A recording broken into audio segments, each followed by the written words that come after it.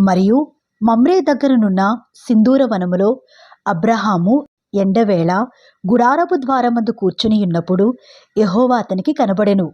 అతడు కన్నులెత్తి చూచినప్పుడు 3 మనుషులు అతని ఎదుట నిలువబడి ఉండిరి. అతడు వారిని చూచి గుడారపు వాకిట నుండి వారిని ఎదుర్కొనుటకు పరుగెత్తి నేల మట్టుకు వంగి, ప్రభువా, నీ కటాక్షము నా మీదనున్న ఎడల ఇప్పుడు నీ దాసుని దాటిపోవద్దు. నేను కొంచెము నీళ్లు తెప్పించెదను. దయచేసి కాళ్ళు కడుగుకొని ఈ చెట్టు క్రింద అలసట తీర్చుకొనుడి. కొంచెం ఆహారము తెచ్చెదను. మీ ప్రాణములను బలపరచుకొనుడి. తరువాత మీరు వెళ్ళవచ్చును. ఇందు నిమిత్తము గదా మీ దాసుని యుద్ధకు వచ్చితిరి అనెను. వారు, నీవు చెప్పినట్లు చేయుము అనగా అబ్రహాము గుడారములోనున్న శారా ఎద్దుకు త్వరగా వెళ్ళి, నీవు త్వరపడి 3 మానికల మెత్తని పిండి తెచ్చి పిసికి రొట్టెలు చెయ్యుము అని చెప్పెను. మరియు అబ్రహాము పశువుల మందకు పరిగెత్తి ఒక మంచి లేత దూడను తెచ్చి ఒక పనివానికి అప్పగించెను. వాడు దాని త్వరగా సిద్ధపరచెను.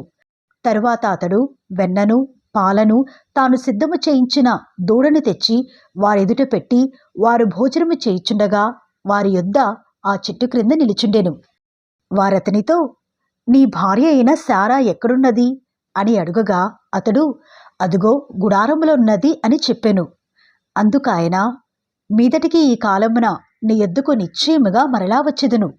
అప్పుడు నీ భార్య అయిన శారాకు ఒక కుమారుడు కలుగును అని చెప్పెను. శారా ఆయన వెనుక నుండిన గుడారపు ద్వారమందు వినుచుండెను. అబ్రహామును శారాయును బహుకాలము గడిచిన వృద్ధులై ఉండిరి. స్త్రీ ధర్మము శారాకు నిలిచిపోయిన గనుక శారా, నేను బలము ఉడికిన దాననైన తరువాత నాకు సుఖము కలుగునా? నా యజమానుడును వృద్ధుడయ్యున్నాడు గదా అని తనలో నవ్వుకొనెను. అంతటా యెహోవా అబ్రహాముతో, వృద్ధురాలనైన నేను నిశ్చయముగా ప్రసవించెదనా అని శారా నవ్వనేలా? యెహోవాకు అసాధ్యమైనది ఏదైనానున్నదా? మీదటికి ఈ కాలమున నిర్ణయ కాలమందు నీ యొద్దకు తిరిగి వచ్చెదను. అప్పుడు శారాకు కుమారుడు కలుగును అనెను. శారా భయపడి, నేను నవ్వలేదు అని చెప్పగా ఆయన, అవును, నీవు నవ్వితివి అనెను.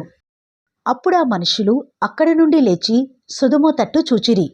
అబ్రహాము వారిని సాగనంపుటకు వారితో కూడా వెళ్ళెను.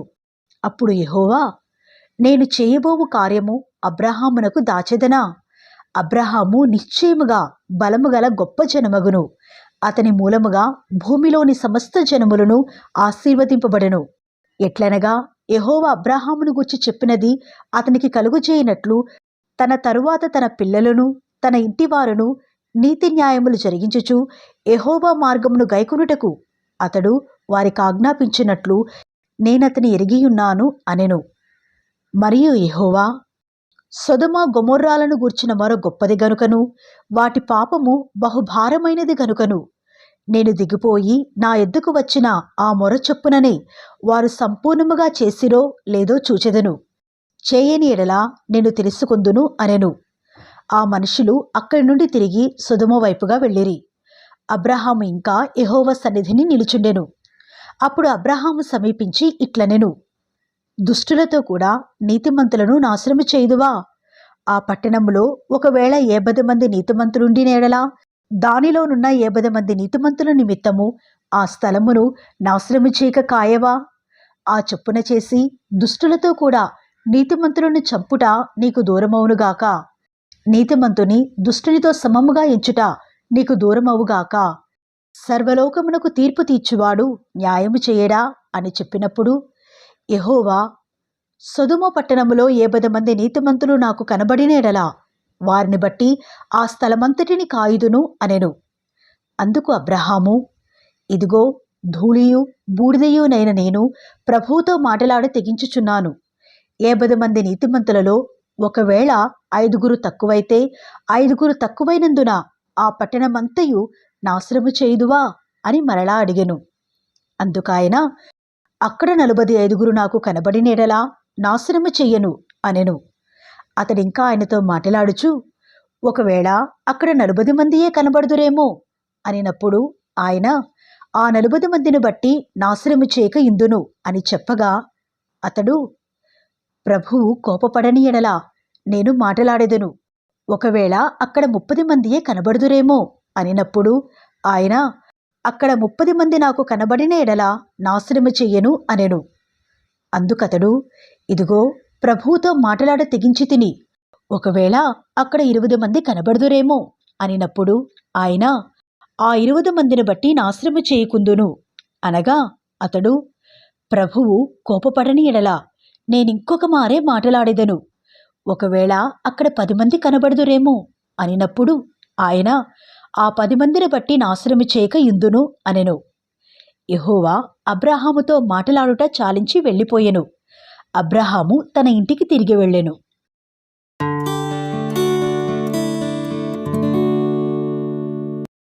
ఆ సాయంకాలమందు ఆ 2 దేవదూతలు సొదొమ చేరునప్పటికీ లోతు సొదొమ గవిని యుద్ధ కూర్చుండియుండెను.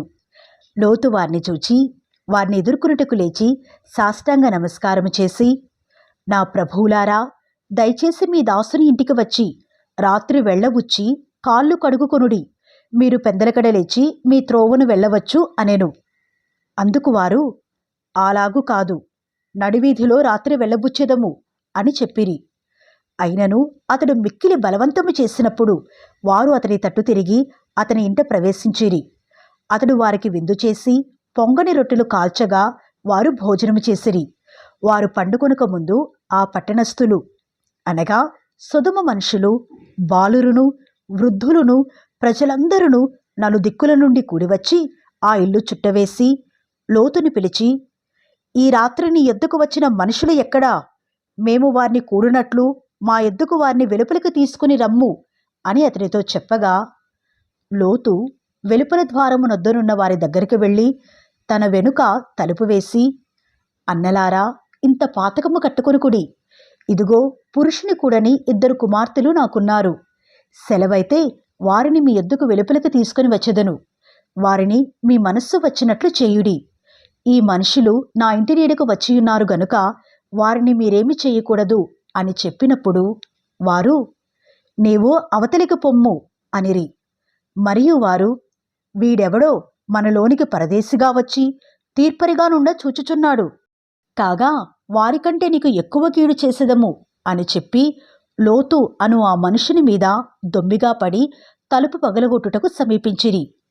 అయితే ఆ మనుషులు తమ చేతులు చాపి లోతును ఇంటి లోపలికి తమ యొద్దకు తీసుకొని తలుపు వేసిరి. అప్పుడు వారు పిన్నలు మొదలుకొని పెద్దల వరకు ఆ ఇంటి ద్వారము దగ్గరనున్న వారికి కనుమబ్బు కలుగజేయగా వారు ద్వారము కనుగొనలేక విసికిరి. అప్పుడు ఆ మనుషులు లోతుతో, ఇక్కడ నీకు మరి ఎవరున్నారు? నీ అల్లుని, నీ కుమారులను, నీ కుమార్తెలను, ఈ ఊరిలో నీకు కలిగిన వారినందరినీ వెలుపలికి తీసుకుని రమ్ము. మేము ఈ చోటు నాశనము చేయవచ్చితిమి. వారిని గూర్చిన మొర యెహోవా సన్నిధిలో గొప్పదాయను గనుక దాని నాశనము చేయుటకు యెహోవా మమ్మును పంపెను అని చెప్పగా, లోతు బయటకు వెళ్ళి తన కుమార్తెలను పెండ్లాడనయున్న తన అల్లుళ్లతో మాటలాడి, లెండి, ఈ చోటు విడిచిపెట్టి రండి, యెహోవా ఈ పట్టణమును నాశనము చేయబోచున్నాడు అని చెప్పెను.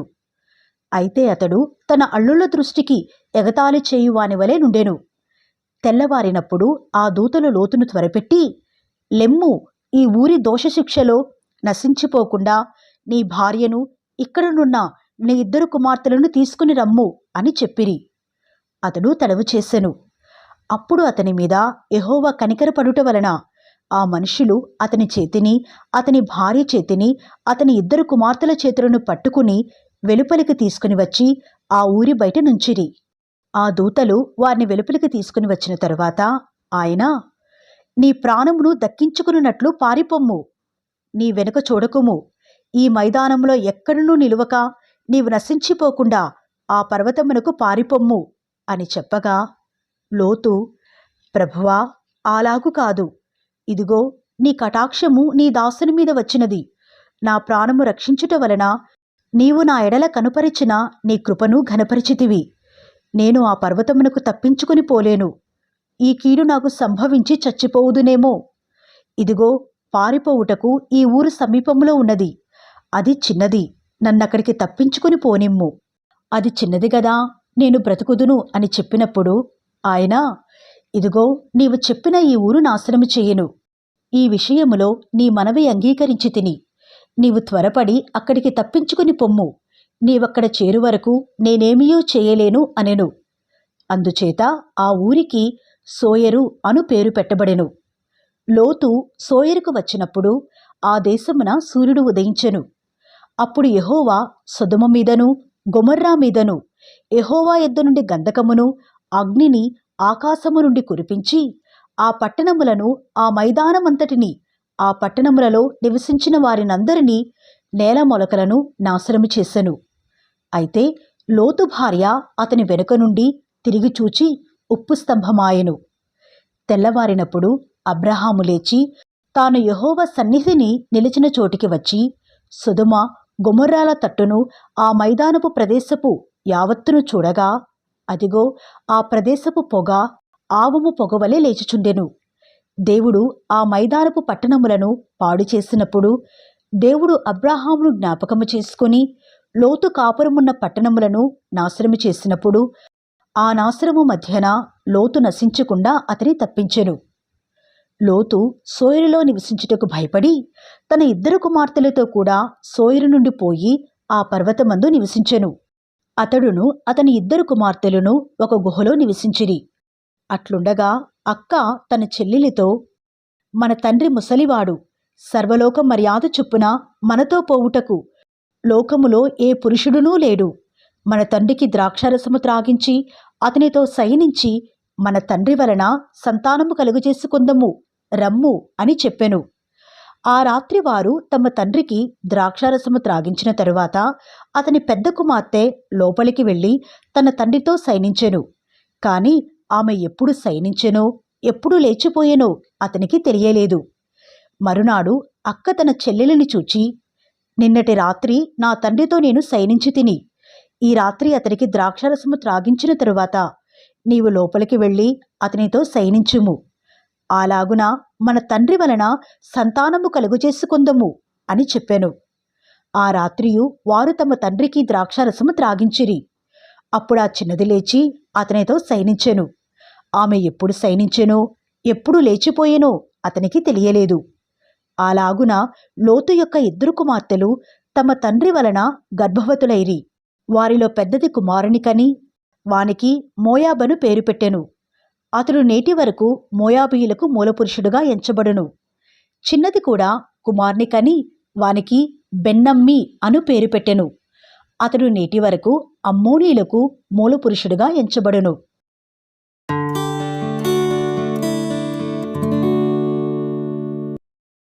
అక్కడి నుండి అబ్రహాము దక్షిణ దేశమునకు తరలిపోయి కాదేషుకును షూరుకును మధ్యప్రదేశములో నివసించి గెరారులో కొన్నాళ్లు ఉండెను. అప్పుడు అబ్రహాము తన భార్య అయిన శారాను గూర్చి, ఈమె నా చెల్లెలు అని చెప్పెను గనుక గెరారు రాజైన అబీమెలెకు శారాను పిలిపించి తన ఇంట చేర్చుకొనెను. అయినను రాత్రివేళ దేవుడు స్వప్నమందు అబీమెలెకునొద్దకు వచ్చి, నీవు నీ ఇంట చేర్చుకునిన స్త్రీ ఒక పురుషుని భార్య గనుక ఆమె నిమిత్తము నీవు చచ్చినవాడవు సుమా అని చెప్పెను. అయితే అబీమెలెకు ఆమెతో పోలేదు గనుక అతడు, ప్రభువా, ఇట్టి నీతిగల జనమును హతము చేయుదువా? ఈమె నా చెల్లెలని అతడు నాతో చెప్పలేదా? మరియు ఆమె కూడా, అతడు నా అన్న అనెను. నేను చేతులతో ఏ దోషము చేయక యథార్థ హృదయముతో ఈ పని చేసి తిని అనెను. అందుకు దేవుడు, అవును, యథార్థ హృదయముతో దీన్ని చేసితివని నేనెరుగుదును. మరియు నీవు నాకు విరోధముగా పాపము చేయకుండా నేను నిన్ను అడ్డగించి తిని, అందుకే నేను నిన్ను ఆమెను ముట్టనీయలేదు. కాబట్టి ఆ మనిషిని భార్యను తిరిగి అతనికి అప్పగించుము. అతడు ప్రవక్త, అతడు నీ కొరకు ప్రార్థన చెయ్యును, నీవు బ్రతుకుదువు. నీవు ఆమెను అతనికి అప్పగించని ఎడలా నీవును నీ వారందరును నిశ్చయముగా చచ్చెదరని తెలుసుకొనుము అని స్వప్నమందు అతనితో చెప్పెను. తెల్లవారినప్పుడు అబీమెలెకు లేచి తన సేవకులనందరినీ పిలిపించి ఈ సంగతులన్నీయు వారికి వినిపించినప్పుడు ఆ మనుష్యులు మిగుల భయపడిరి. అబీమెలెకు అబ్రహామును పిలిపించి, నీవు మాకు చేసిన పని ఏమిటి? నీవు నా మీదికిని నా రాజ్యము మీదికిని మహాపాతకము తెప్పించినట్లు నేను నీ ఎడల చేసిన పాపమేమిటి? చేయరాని కార్యములు నాకు చేసితివి అని అతనితో చెప్పెను. మరియు అబీమెలెకు, నీవేమి చూచి ఈ కార్యము చేసితివి అని అబ్రాహామునడుగగా, అబ్రాహాము, ఈ స్థలమందు దేవుని భయము ఏమాత్రమునూ లేదు గనుక నా భార్య నిమిత్తము నన్ను చంపుదురనుకుని చేసి తిని. అంతేకాక ఆమె నా చెల్లెలను మాట నిజమే. ఆమె నా తండ్రి కుమార్తె గాని నా తల్లి కుమార్తె కాదు. ఆమె నాకు భార్య అయినది. దేవుడు నన్ను నా తండ్రి ఇల్లు విడిచి దేశాంతరము పోవునట్లు చేసినప్పుడు నేను ఆమెను చూచి, మనము పోవు ప్రతి స్థలమందు ఇతడు నా సహోదరుడని నన్ను గూర్చి చెప్పుము. నీవు నాకు చేయవలసిన ఉపకారమిదే అని చెప్పి తిని అనెను. అబీమెలెకు గొర్రెలను గొడ్లను దాసాదాసి జనులను రప్పించి అబ్రాహాముకిచ్చి అతని భార్య అయిన సారాను అతనికి తిరిగి అప్పగించెను. అప్పుడు అబీమెలెకు, ఇదిగో నా దేశముని ఎదుటనున్నది, నీకిష్టమైన స్థలమందు కాపురముండుము అనెను. మరియు అతడు సారాతో, ఇదిగో నీ అన్నకు నేను 1000 రూపాయలిచ్చి ఉన్నాను. ఇది నీ యొద్దనున్న వారందరి దృష్టికి ప్రాయశ్చిత్తముగా నుండుటకై ఇది నీ పక్షముగా ఇచ్చియున్నాను. ఈ విషయమంతటిలో నీకు న్యాయము తీరిపోయినది అనెను. అబ్రాహాము దేవుని ప్రార్థింపగా దేవుడు అబీమెలెకును అతని భార్యను అతని దాసీలను బాగుచేసెను. వారు పిల్లలు కనిరి. ఎలయనగా అబ్రాహాము భార్య అయిన సారాను బట్టి దేవుడు అబీమెలెకు ఇంటిలో ప్రతి గర్భమును మూసియుండెను.